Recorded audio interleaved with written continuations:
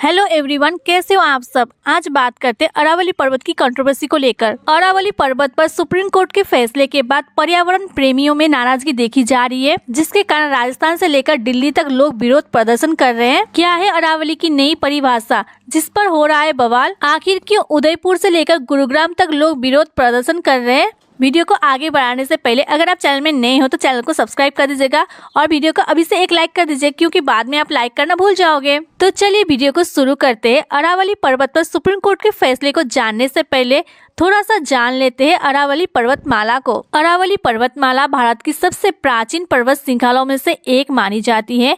इसका निर्माण आज से लगभग 150 करोड़ वर्ष पहले हुआ था, जो इसे हिमालय से भी कहीं अधिक पुराना बनाता है। अरावली पर्वतमाला उत्तर पश्चिम भारत में फैली हुई है और इसकी लंबाई लगभग 670 किलोमीटर है। ये गुजरात के पालनपुर से शुरू होकर राजस्थान, हरियाणा और दिल्ली होते हुए समाप्त होती है। अरावली क्षेत्र जैव विविधता से भरपूर है। यहाँ कई प्रकार के पेड़ पौधे, औषधि वनस्पतियाँ और वन्य जीव पाए जाते हैं। तेंदुआ, सियार, नीलगाय, लोमड़ी और अनेक पंछी प्रजातियां अरावली की पहचान है। इसके अलावा ये पर्वतमाला खनिज संपदा के लिए भी जानी जाती है। हालांकि अत्यधिक खनन ने इसके अस्तित्व पर संकट पैदा किया है। चलिए अब जानते हैं सुप्रीम कोर्ट की नई परिभाषा को। सुप्रीम कोर्ट ने खनन को रोकने के मकसद से अरावली पहाड़ियों की परिभाषा पर केंद्रीय पर्यावरण मंत्रालय के एक पैनल की सिफारिश को मान लिया। दी गई नई परिभाषा में कहा गया है कि कोई भी जमीन का हिस्सा जो स्थानीय ऊंचाई से 100 मीटर या उससे ज्यादा ऊंचाई पर है, उसे उसकी ढलानों और आसपास की जमीन के साथ अरावली पहाड़ियों का हिस्सा माना जाएगा। यानी 100 मीटर से नीचे की पहाड़ियों एवं जिन पहाड़ियों के बीच 500 मीटर का रिक्त स्थान है, उनको भी अरावली का हिस्सा नहीं माना जाएगा। 90% की पहाड़ियाँ 100 मीटर की ऊंचाई से नीचे है, मतलब अब वो अरावली का भाग नहीं है। सुप्रीम कोर्ट की नई परिभाषा के बाद आम लोगों और पर्यावरण प्रेमियों की नाराजगी देखी जा रही है। कई पर्यावरण संरक्षकों की तरफ से भी इसको लेकर प्रदर्शन भी किया जा रहा है। पर्यावरण कार्यकर्ता ने इसका विरोध जताते हुए कहा कि